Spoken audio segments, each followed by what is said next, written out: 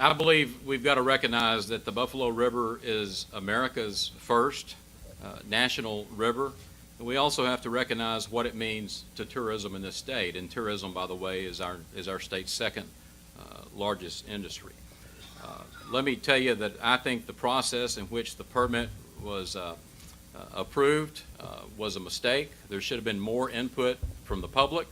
There should have been more public hearings. The people that live in that area that care deeply about the Buffalo River should have had more opportunities to be heard during that permitting process. I believe the permitting process as a result of this needs to be changed. Having said that, the state of Arkansas approved the permit. The hog farmer hasn't done anything wrong.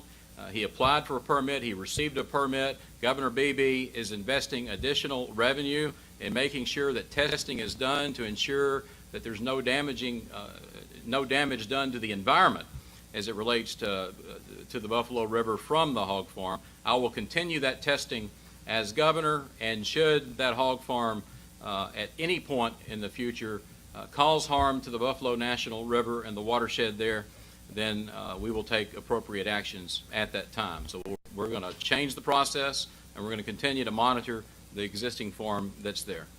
I oppose the hog farm on a watershed. I think it makes common sense that it not be there. We not be on any of our watersheds. This is a big state. There are lots of places we could have hog farms. But I think it needs to be a priority. Tourism should be our #1 industry in this state. Hot Springs has figured out the value of tourism. When you have people coming from other states and bringing their money here and bringing money into the state, it allows us to lower our taxes. It allows us to have a lower tax rate and everything else. We have amazing parks in this state. We have amazing national forests. We have national parks in this state. We have unbelievable opportunities for tourism in Arkansas, and we need to take advantage of that. The Arkansas Department of Environmental Quality needs to be given more power to stop hog farms like this. We need to monitor them, as Mr. Ross says. We need to monitor it, and if there is any danger, any potential danger, we need to make sure that they fix that.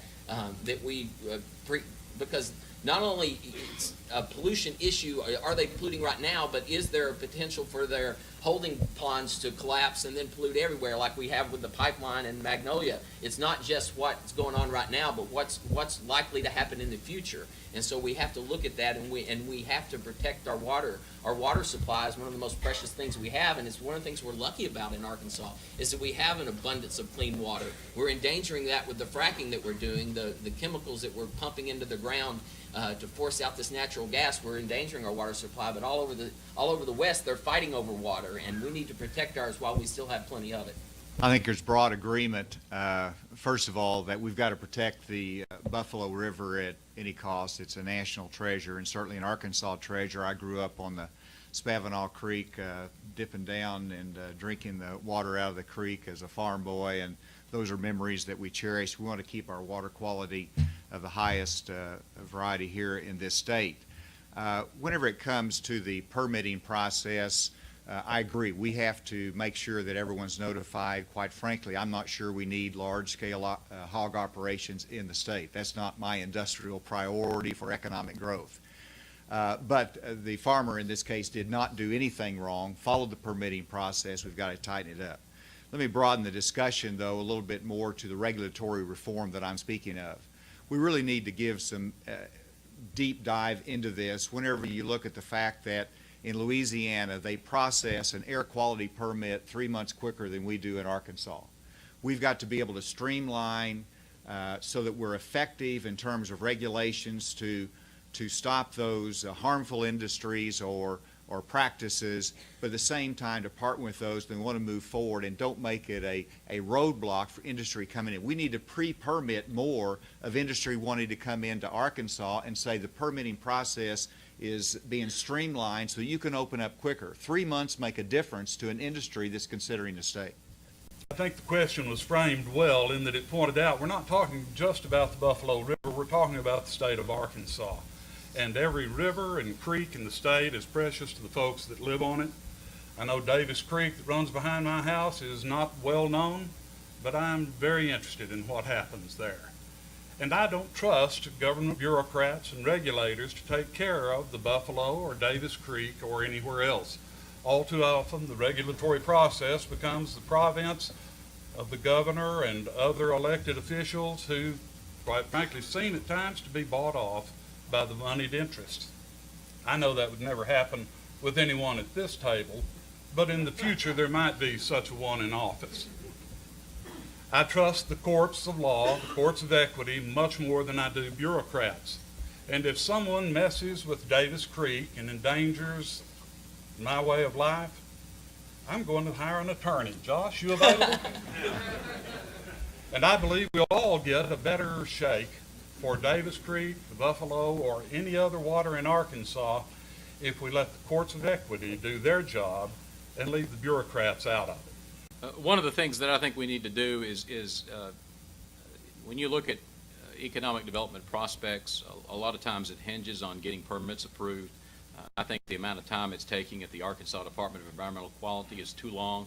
They should be able to make a decision in the same amount of time it takes our neighboring states to make one, because what they're doing now is putting us at an economic competitive disadvantage. That's not saying that they're going to rubber stamp and approve every permit. We're the natural state. I'm an avid outdoorsman. I fish, I hunt, and we've got to protect the natural state, but we need to streamline the process and cut the government red tape. The most troubling thing I see being a political candidate and occasionally going to events and hearing other candidates speak is how popular it is to do away with regulation. Almost every candidate I hear says we need to streamline our regulations, be less regulated, less regulated, less regulated. I think we need to be smarter regulated. Generally speaking, I'd rather smell the air in Arkansas in any given town than Louisiana. And the fact that they get air quality permits through faster is not something to brag about. You know, let me take advantage of the opportunity here in this 30 seconds to say we have a very balanced economy in Arkansas. Agriculture, tourism, we have industry that we want to grow, retail sector, so it's a very diversified economy. We don't talk enough about tourism. And what we're speaking of here in terms of the quality of our life, in terms of our streams, the Buffalo River, really relates to tourism, which is such a vital industry to such a large part of Arkansas. And it's not just the Buffalo River, but it's also the hunting and fishing that we enjoy. We want to keep that number one in Arkansas. The job of the governor is not to regulate, it's not to pick winners and losers, it's not to decide in advance how we are to progress. The people of Arkansas will make those decisions individually, and if there is controversy, if someone steps in Davis Creek or does something to it that shouldn't, I'm there. I'll do what has to be done. And I'm sure you feel the same way about the land and the air and the water in your area. We don't need bureaucrats telling us how to do it.